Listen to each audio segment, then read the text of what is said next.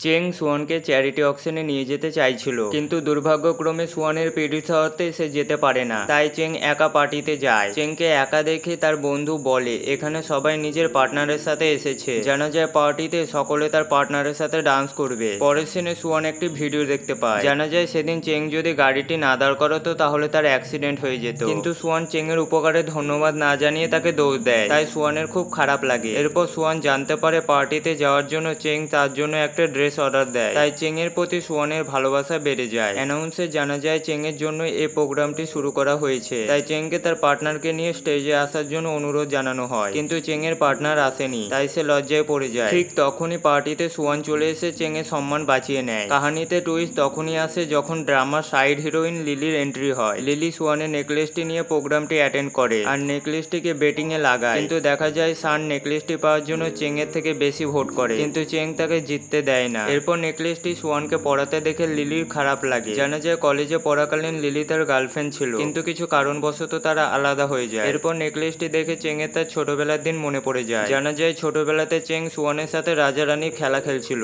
যেটা সে এখনো ভুলতে পারেনি। পরের সিনে তার দাদি চুপচুপ করে তাদের কথা শুনছিল। আসলে তার দাদি নাতি নাতনির ইচ্ছা প্রকাশ করে, কারণ মারা যাওয়ার আগে নাতি নাতনির চেহারা দেখতে চায়। এরপর কোম্পানিতে লিলির এন্ট্রি হয়। জানা যায় একজন নতুন এক্সিকিউটিভ হায়ার করা হয়েছে। লিলি সেই মেয়েটি। লিলির উদ্দেশ্য ছিল চেং এর মন জিতে তাকে বিয়ে করতে। সেই জন্য লিলি চেং এর জন্য একটা ডিজাইন আনে, কিন্তু চেং সেটা অ্যাকসেপ্ট করে না। তাই লিলি খুব রাগ হয়। এরপর চেংকে সুয়ানের সাথে হাসি খুশি দেখে লিলি সেখানে যায় আর চেং এর সাথে নিজের সম্পর্কের কথাগুলি বলে সুয়ানকে স্যাড করে তোলে। এরপর সুয়ানের সাথে সানের দেখা হয় আর সুয়ানকে কথার জালে ফাঁসিয়ে তার মন জিতে নেয়। পরের সিনে চেং এর সাথে লিলির ফটোটি দেখতে পেয়ে দাদি বলে এই মেয়েটি খুব চালাক, সে ধীরে ধীরে করে চেং এর মন জেতার চেষ্টা করছে। তাই দাদি সুয়ানকে চেং এর কোম্পানি জয়েন করতে বলে আর তাদের দিকে নজর রাখতে বলে, কারণ দাদি চায় না যে সুয়ানের জায়গাটি অন্য কেউ পাক। সুয়ান কোম্পানিতে চেংকে লিলির সাথে দেখতে পায়। তখন লিলি সুয়ানকে ছোট করার অনেক চেষ্টা করে, কিন্তু লিলি এটা জানতো না যে সুয়ান লোকেদের ইনসাল্ট করতে খুব ভালোই পারে। তাই সুয়ান লিলিকেই তার কথার জালে ফাঁসিয়ে ইনসাল্ট করে তোলে, যেটা লিলি আশা করতে পারেনি। তাই সুয়ানের উপর লিলি খুব রাগ হয়।